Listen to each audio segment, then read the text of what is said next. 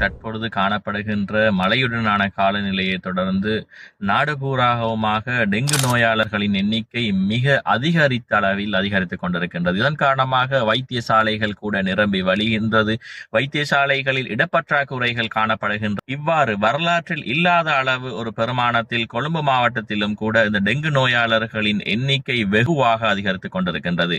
இந்த டெங்கு நோய் சாதாரண டெங்கு காய்ச்சலாக இல்லாமல் டெங்கு ஹிமரஜிக் ஃபீவர் என்று சொல்லப்படக்கூடிய உயிராபத்தை விளைவிக்கக்கூடிய ஒரு நிலையையும் தோற்றுவிப்பதன் காரணமாக இது தொடர்பாக மக்கள் மிக அவதானமாக இருக்க வேண்டும். தற்பொழுது வரை நாட்டில் 21க்கும் மேற்பட்ட உயிராபத்துக்கள் நிகழ்ந்திருக்கின்ற நிலையில் இதில் கிட்டத்தட்ட 5 பாடசாலை செல்கின்ற சிறார்களும் மாணவர்களும் அடங்கி இருக்கின்ற ஒரு துர்ப்பாக்கிய சம்பவமாகத்தான் கருதப்படுகின்றது. சிறு நுளம்பால் பரவக்கூடிய இந்த நோய், இதனை நாங்கள் இலகுவில் கட்டுப்படுத்தக்கூடிய ஒரு நோய். எனவே நீங்கள் உங்களுடைய சுற்றுச்சூழல் சூழலை மிக சுத்தமாக வைத்திருப்பது மிக அவசியமாக இருந்து கொண்டிருக்கின்றது. அனைவருக்கும் ஒரு சமூகமாக இதில் பங்கு காணப்படுகின்றது. ஏனென்று சொன்னால் ஒருவர் மாத்திரம் சுத்தமாக இருந்து அல்லது ஒரு சிறு குறிப்பிட்ட அளவு நபர்கள் மாத்திரம் சுற்றுப்புற சூழல்களை சுத்தமாக வைத்திருந்து இதில் பயனளிக்கப் போவதில்லை. ஏனென்று சொன்னால் நுளம்புகள் பெருக்கமடையக்கூடிய ஒரு இடத்திலிருந்து சுமார் 300 மீட்டர் அல்லது 500 மீட்டர் சுற்று வட்டாரத்துக்கு பாதிப்புகளை ஏற்படுத்தக்கூடிய ஒரு வல்லமை இந்த நுளம்புகளுக்கு காணப்படுகின்றது.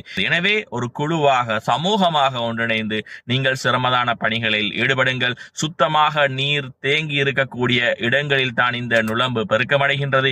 எனவே சுத்தமாக நீர் தேங்கக்கூடிய பூச்சாடிகளாக இருக்கலாம், டயர்களாக இருக்கலாம், அல்லது மற்றும் இன்னொரு கூரைகளாக இருக்கலாம், மூடிகளாக இருக்கலாம். இவ்வாறு சுத்தமாக நீர் தேங்கி இருக்கக்கூடிய இடங்களை நீங்கள் அழியுங்கள். அதே போன்றுதான் உங்களுக்கு காய்ச்சல்கள் ஏற்படுகின்ற சந்தர்ப்பங்களில் தற்காலத்தில் டெங்கு மிக பரவலாக காணப்படுகின்றதன் காரணமாக முறையான வைத்திய ஆலோசனைகளை பெற்றுக் கொள்ளுமாறு நாங்கள் தாழ்வாக கேட்டுக்கொள்கின்றோம். ஏனென்று சொன்னால் சிலரை நாங்கள் அவதானித்திருக்கின்றோம்.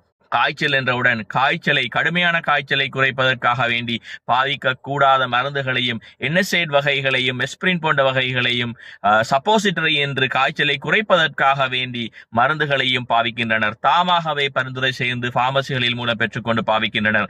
இதன் காரணமாக குருதி இரத்தப்போக்குகள் ஏற்பட்டு உயிராபத்துகளும் ஏற்படக்கூடிய ஒரு நிலை அவதானிக்கப்படுகின்றது. எனவே உங்களுக்கு காய்ச்சல்கள் ஏற்படுகின்ற சந்தர்ப்பங்களில் உடம்பு வருத்தத்துடனான, மூட்டு வருத்தத்துடனான, வாந்தியுடனான இவ்வாறான காய்ச்சல்கள் ஏற்படுகின்ற சந்தர்ப்பங்களில் முறையான வைத்திய ஆலோசனைகளை நாடுங்கள். இதன் காரணமாக உயிராபத்துகள் ஏற்படுவதிலிருந்து தவிர்த்து கொள்வதற்கான சந்தர்ப்பங்கள் காணப்படுகின்றது.